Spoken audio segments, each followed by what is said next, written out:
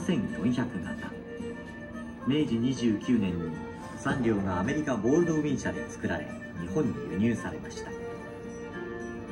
北海道関節鉄道として最初に走ったのがこの7400型機関車でした。広く開いた動輪の間隔と機関車では珍しい漢数字のナンバープレートが特徴です。日本に入ってきた台数がわずか3両ということもあり、戦前に姿を消してしまいました。